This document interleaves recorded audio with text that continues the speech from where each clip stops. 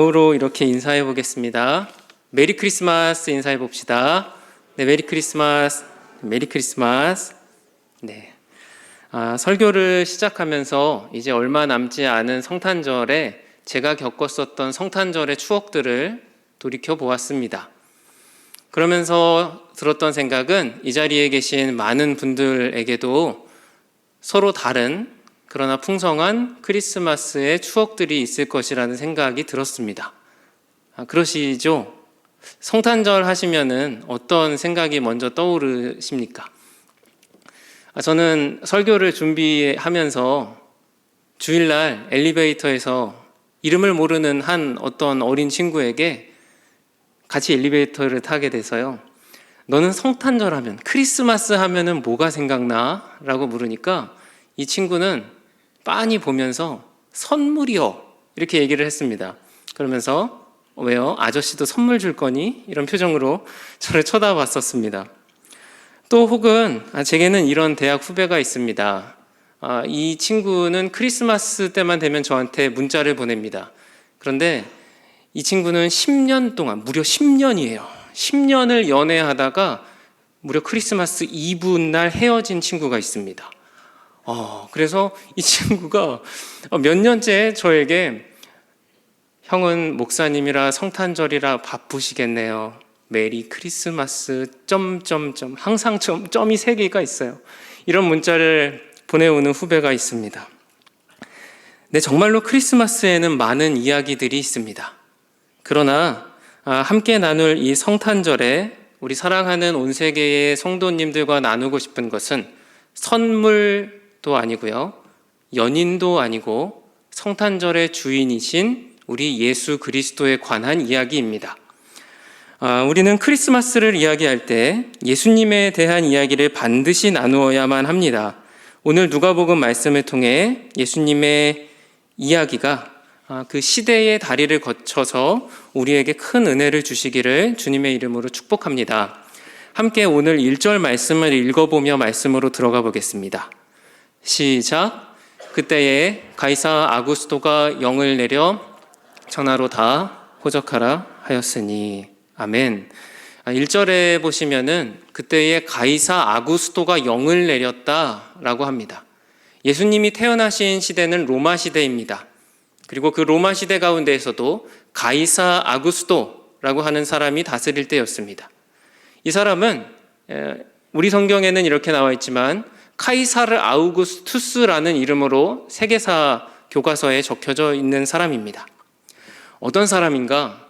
로마라고 하는 그 광대한 역사 속에서도 팍스 로마나라고 하는 시대가 있습니다. 이 시대는 모든 로마의 역사 속에서 가장 번영을 구가했던 시대를 팍스 로마나라고 하고요. 이 아우구스투스는, 가이사는 이 시대를 열었던 사람입니다.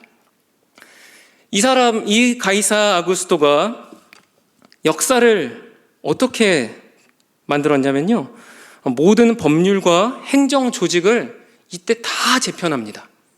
그리고 도로망을 새로 깝니다. 그래서 모든 길은 로마로 통한다는 말도 있지 않습니까? 그리고 오늘 말씀을 준비하다 보니까 저도 새롭게 알게 되었는데요, 그때 당시에 시가지에 있었던 주요 건물들이 벽돌 건물인데 그 건물들 전부 다 허물고 대리석 건물들로 새로 재건축을 할 만큼 여기저기서 이 비유를 들자면 레드 카펫이 깔려지고 가이사 아구스토라고 하는 이 새로운 지도자에게 모두 다 찬사를 보내고 있는 것입니다. 플래시가 여기저기서 터지고 있고요.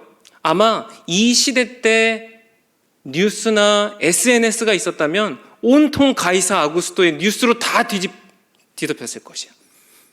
그런데 이러한 상황 속에서 예수님께서 오신 것입니다. 그런데 예수님께서는요, 로마의 왕자로 나오지 않으셨습니다. 그리고 이스라엘에서 나셨죠. 하지만 이스라엘에서도 수도 예루살렘이 아닌 나사렛, 그것도 아주 시골인 베들레헴이라고 하는 곳, 그것도 말구유에서 나시게 되셨습니다. 4절을 함께 읽어보겠습니다. 시작.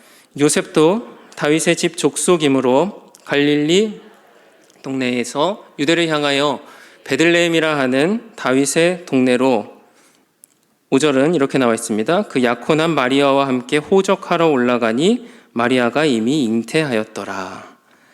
네, 오늘로 비유하자면 서울의 증권가의 중심지인 여의도도 아니고 화려한 네온사인이 있는 강남도 아닌 아주 작은 외진 달동네에서 예수님이 태어나신 것과 같습니다. 그런데 이 시대를 들여다보면 온통 주인공이 없는 잔치를 하고 있습니다.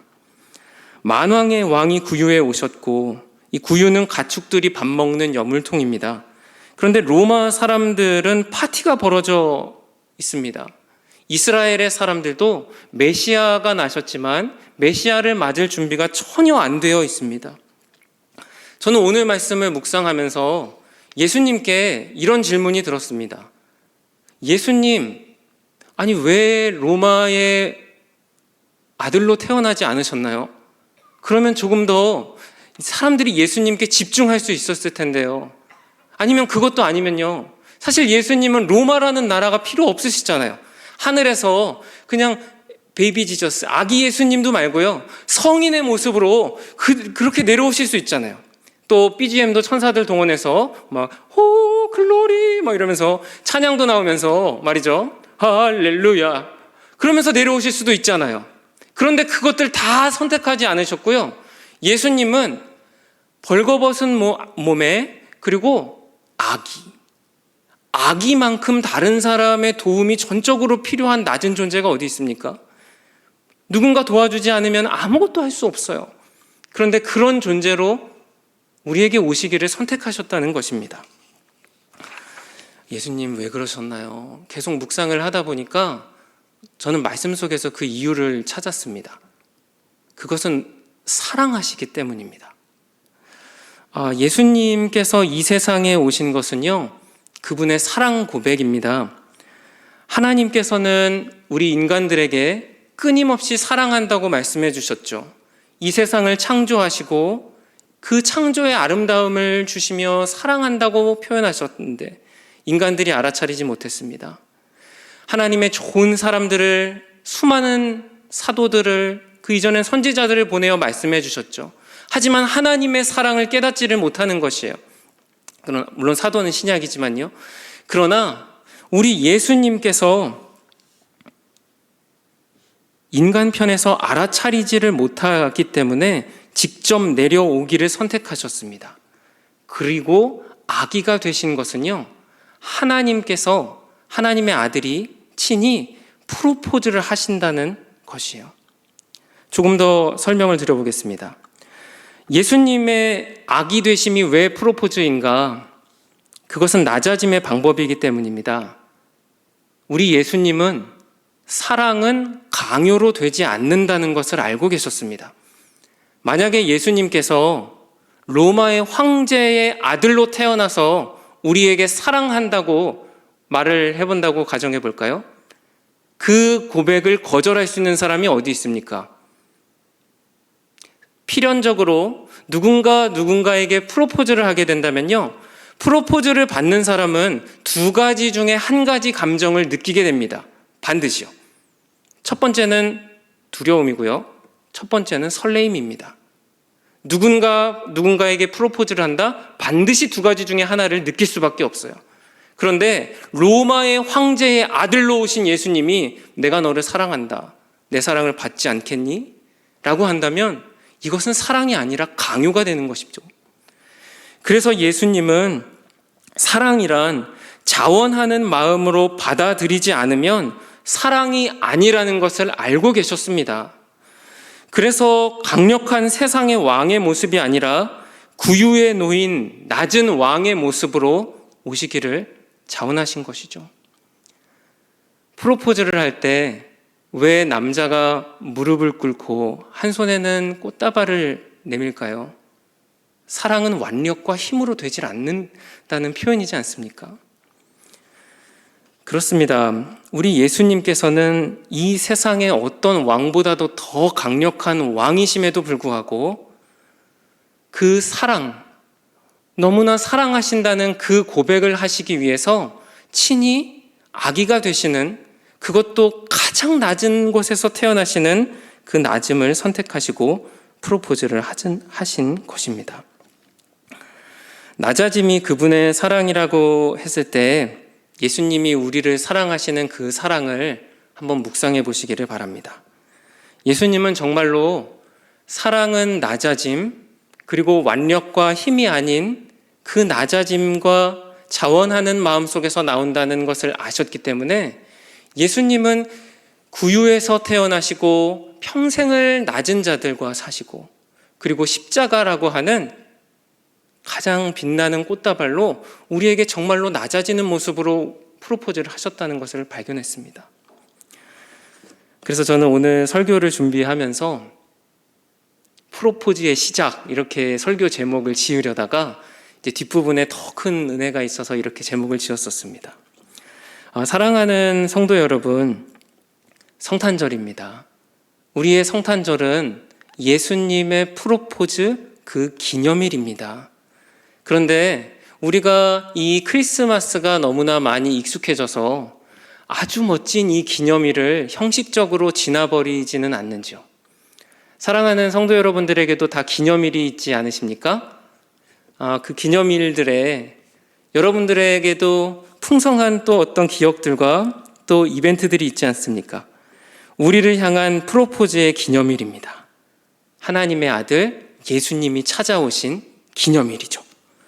자, 우리 다시 한번 우리 좌우로, 기념일이니까요, 메리 크리스마스라고 기쁨을 담아 한 번 더 인사해 보겠습니다.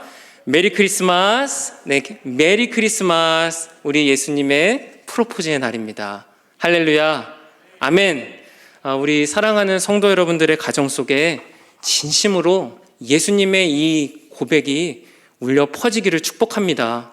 그래서 예수님의 이 사랑 고백들이 우리의 마음을 울리고 또 우리의 모든 가정과 우리의 교회를 울려서 하나님의 이 풍성하신 사랑이 더욱 느껴졌으면 좋겠습니다.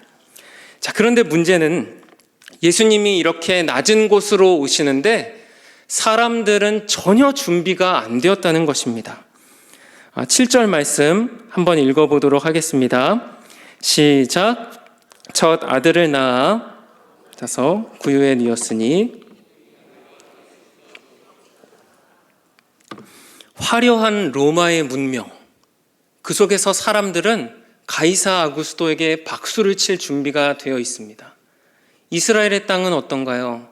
정작 이스라엘에는 그 고대하던 메시아가 태어나셨는데 이스라엘 백성들도 정작 하나님의 아들을 받아들일 준비가 안 되어 있습니다. 예수님이 머무실 곳이 없는 것이죠.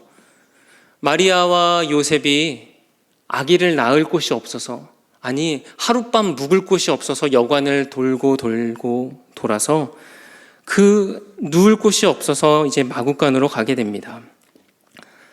이 시대의 모습과 오늘날 2023년의 모습은 마치 데칼코마니처럼 똑같지 않습니까?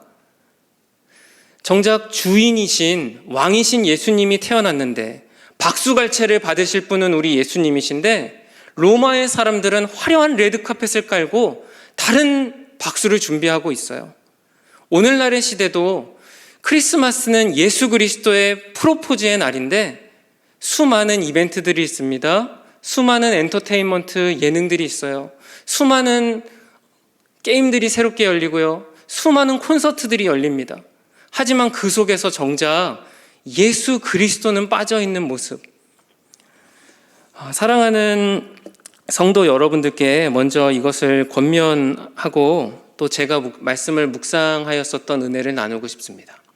이 자리를 보니까 어린 친구들도 있습니다. 먼저 어린 친구들에게도 또 말씀을 함께 나누고 싶은데요.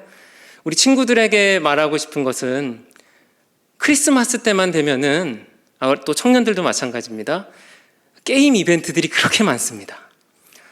게임 경험치 2배, 3배, 혹은 여러 가지 아바타, 아이템 뽑기 확률 증가, 수많은 이벤트들이 있어서 우리 친구들의 마음들이 하나님의 아들 예수 그리스도가 아니라 게임에 많이 현혹될 때가 있습니다. 하지만 축복합니다. 우리 예수님께 마음을 두는 성탄절로 우리 친구들의 마음을 가질 때에 하나님이 그 마음을 기뻐하십니다. 그래서 게임의 이벤트보다는 비교도 안 되는 하나님의 축복을 주실 줄 믿습니다. 우리 청년들에게도 또한 축복합니다. 이 자리에 계신 청년 여러분들이 또 만남의 축복들이 있기를 바라고요.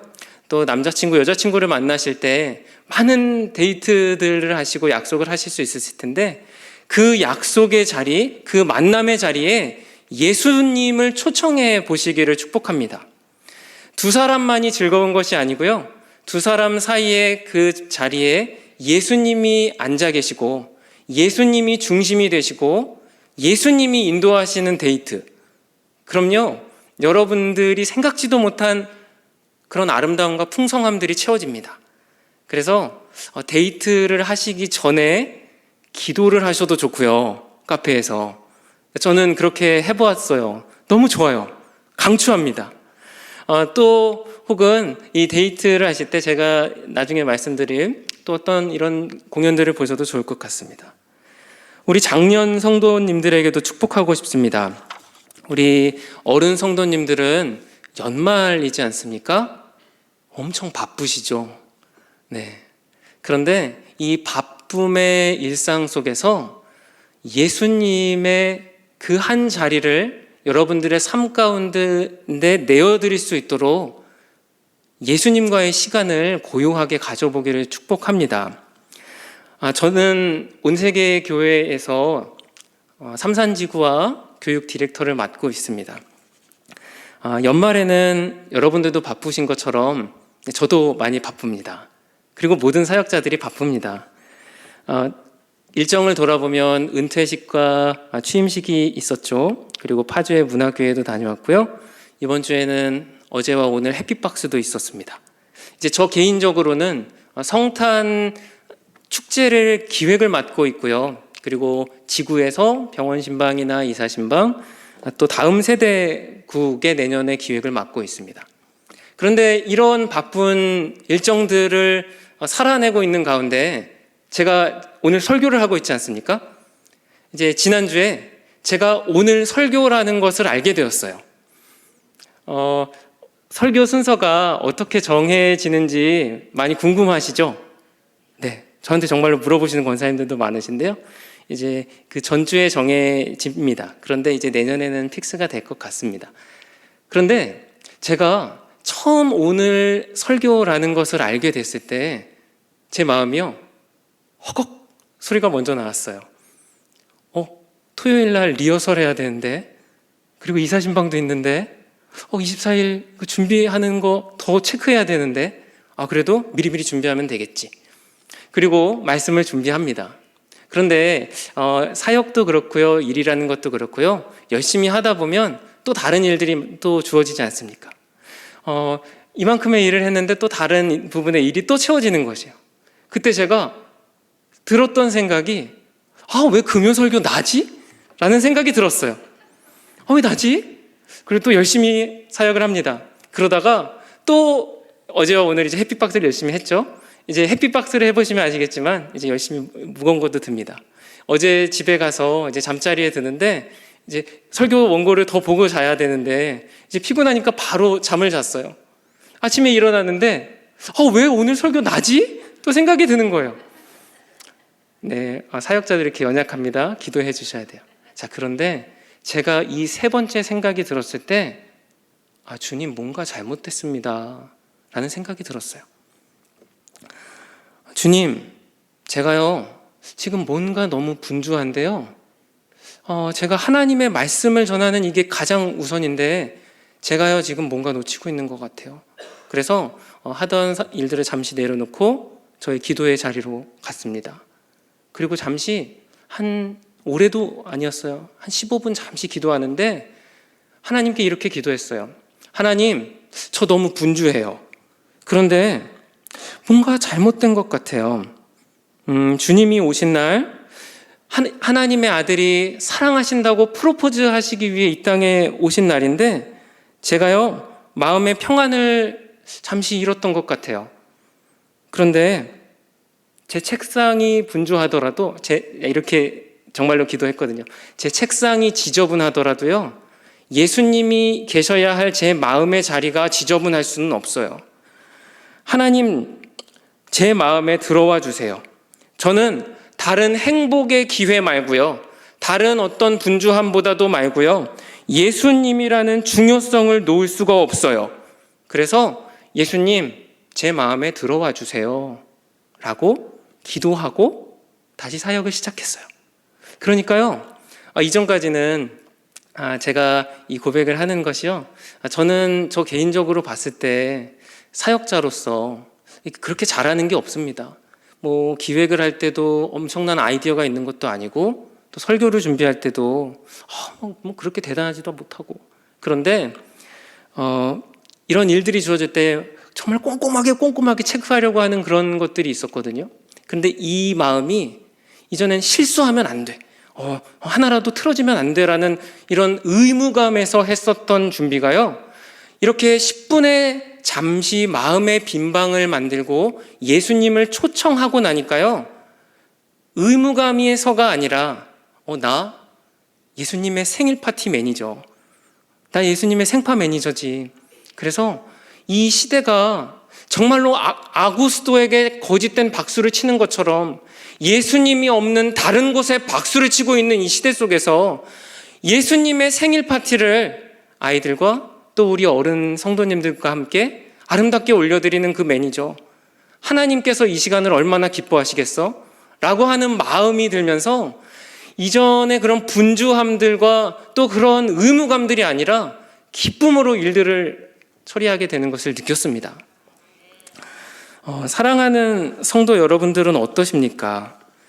여러분들의 삶의 자리 또한 너무나 많이 분주하고 연말에 체크하실 일들도 많으시고, 사업하시는 분들 또한 가게를 영위하시는 분들 많이 분주하시겠지만 마음의 한 자리를 만드시기를 축복합니다. 그리고 그 자리에 우리 예수님을 초청하십시오. 주일학교 찬양 중에 내 마음의 한 자리라는 찬양이 있죠.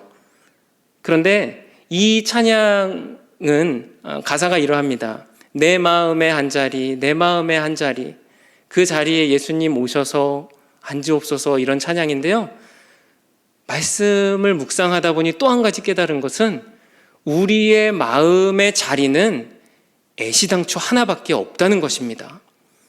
그 한 자리를 누가 차지하냐의 문제이지, 우리는 그 한 자리를 예수님께 드리는 시간을 끊임없이 드려야 하는 것이죠. 이러한 묵상을 하고 나니까, 그리고 설교를 하기 시작하니까 정말로 기쁨이 넘쳤습니다.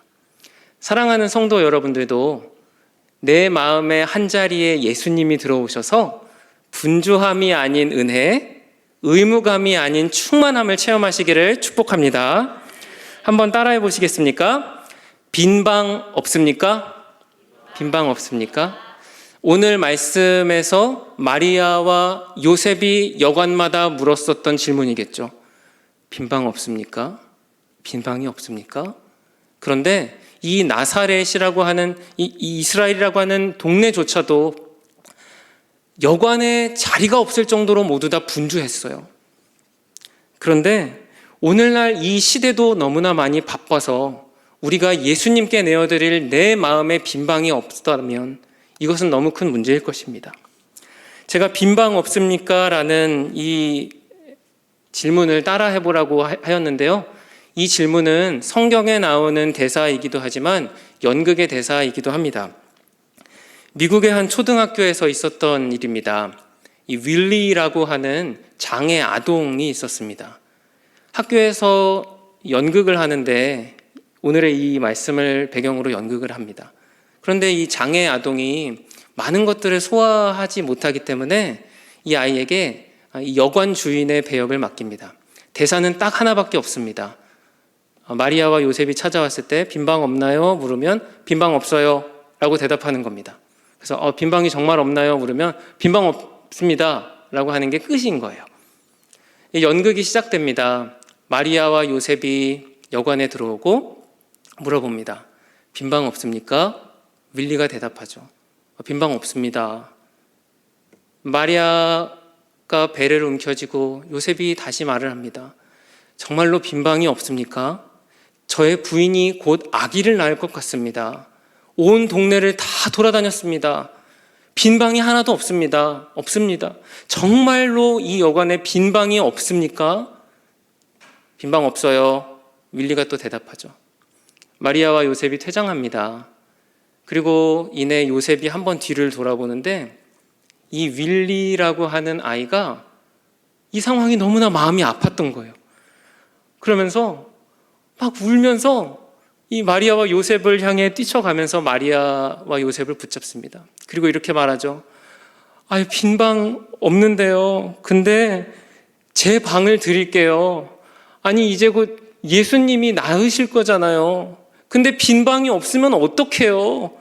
들어오세요. 제 방을 드릴게요. 가지 마세요. 이러면서 눈물을 펑펑펑 쏟는 것이요. 마리아가 당황했어요. 요셉도 어찌할 바를 모르고 감독을 쳐다봅니다. 연극은요, 배우들만 하는 것이 아니고 조명을 쏘는 사람, 또 커튼을 내린 사람, 감독이 있죠. 그런데 이 연극이 더 이상 진행이 되지 못할 것을 알고 이 커튼을 맡은 사람이 그대로 커튼을 내려버렸어요. 연극이 끝난 거예요. 감독이 망했다. 이렇게 생각을 하는 그 찰나 사람들에게서 우레와 같은 박수가 쏟아집니다. 각본으로 짜여진 연극은 망했을지 몰라도 실패했을지 몰라도 그러나 그 자리에 많은 사람들의 가슴을 울리는 데는 성공적이었던 것이에요. 실화입니다. 극단 증언이라고 하는 곳에서 우리나라에서도 대학로에서 지금 43년째 하고 있는 상영되고 있는 연극입니다. 그래서 연인이시면 한번 가서 보셔도 좋을 것 같습니다. 윌리라는 이름이 우리나라 이름으로는 덕구라는 이름으로 바꾸어서 그렇게 상영하고 있습니다. 사랑하는 성도 여러분, 우리에게 정말로 이 빈방이 있습니까?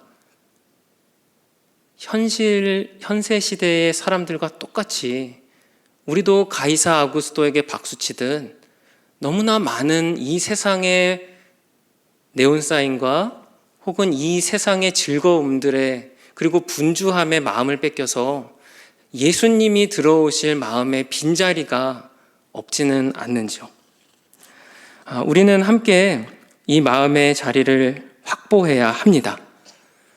우리 사랑하는 성도 여러분들께서 이 마음의 자리를 열어주시기를 축복하고요. 또 우리가 함께 이제 24일 날에는 성탄 축제가 있고 25일에는 성탄 예배가 있습니다. 이 성탄 축제는 단순히 어린 아이들의 어떠함을 보는 것이 아닙니다. 이 시대가 주인 없는 성탄절을 보내는 동안 정말로 제가 예수님의 생파 매니저라고 스스로 생각하며 은혜를 받았던 것처럼 우리 또한 예수님의 그 생일을 올려드리는 경배하는 그 자리를 만드는 것이죠. 하나님께서는 빈방이 하나도 없는 이 시대를 안타까워하셨을 것입니다. 그리고 오늘날의 시대 또한 그러할 것입니다. 하지만 하나님은 정말로 예수님을 위해 마음의 그 빈 방을 확보하는 그 한 사람을 찾고 계신 줄 믿습니다. 또한 예수님을 위하여 진심으로 경배와 찬양을 올려드리는 그 자리를 지금도 찾고 계신 줄 믿습니다. 나의 즐거움을 위해서보다 예수님의 즐거움을 위할 때 하나님은 더 큰 즐거움을 주실 줄 믿습니다. 나의 인생의 빈 공간의 자리, 내 인생의 가구들을 놓는 것이 아니라 예수님이 들어오실 자리를 확보한다면 하나님께서 우리의 인생의 지경을 열어주실 줄도 믿습니다. 이 마음으로 우리는 나아가는 것이죠. 네, 이제 말씀을 맺으려 합니다. 오늘 말씀은 우리에게 두 가지를 교훈해 줍니다. 첫 번째는 이 세상이 예수님이 없는 크리스마스로 박수와 환호를 보내는 동안 마리아와 요셉은 아기를 낳을 곳이 없어 떠돌았던 것처럼 우리 하나님께서는 정말로 자신의 아들을 프로포즈로 내어주셨는데 아들의 그 이름을 경배하는 자리를 찾고 계십니다. 그런데 이 시대는 우리로 하여금 예수님을 너무나 많이 놓치게 합니다. 예능으로, 게임으로, 혹은 우리에게 주어진 일과 분주함의 이유로 말입니다. 사랑하는 성도 여러분, 내 마음의 한 자리 예수님을 중심에 두시기를 축복합니다. 그렇다면 우리 예수님을 통하여 내 마음의 빛이 되며 우리의 가정에 그 빛이 비춰지게 될 것이고, 이 시대는 가이사 아구스토와 수많은 유흥으로 박수를 치고 있지만 우리가 진정한 주인이신 예수님께 박수를 보내는 것을 통하여 진정한 왕이 누구이신지 깨달으실 것이기 때문입니다. 또한 그것을 통하여 하나님께서는 우리 교회를 더욱 쓰실 것이고 수많은 사람들이 우리의 교회로 걸음을 하게 될 것입니다. 백수연 목사님께서 예전에 성탄 연극을 하실 때 목사님이 이렇게 말씀하셨죠. 그렇게 뺀질대던 내가 그 십자가에서 가만히 있는 역 그거 하면서 예수님을 인격적으로 체험했다고 하지 않습니까? 우리가 올려드리는 이 24일의 성탄 축제를 통하여 우리 아이들이 회심할 줄 믿습니다. 또한 그 자리 가운데 저는 많이 봤어요. 믿지 않는 부모님들이 우리 자녀들 그 발표 보겠다고 앉아 있고, 그리고 그 걸음을 계기로 교회로 나오는 부모님들을 많이 보았습니다. 우리가 함께 예배 드리는 그 모임을 통하여 영혼을 전도할 수 있는데, 영혼을 구원할 수 있는데, 이 어찌 큰 축복이 아니고 예수님의 생일 선물이 아니고 아닐 수 없지 않겠습니까? 사랑하는 성도 여러분, 크리스마스입니다. 12월입니다. 예수님의 프로포즈의 계절입니다. 날 위해 오신 예수 그리스도, 그분이 내 마음에 노크하실 때 분주한 내 마음의 한 자리 기꺼이 내어드릴 수 있는 용기를 가지시길 주님의 이름으로 축복합니다. 아멘. 찬송하며 나아가겠습니다.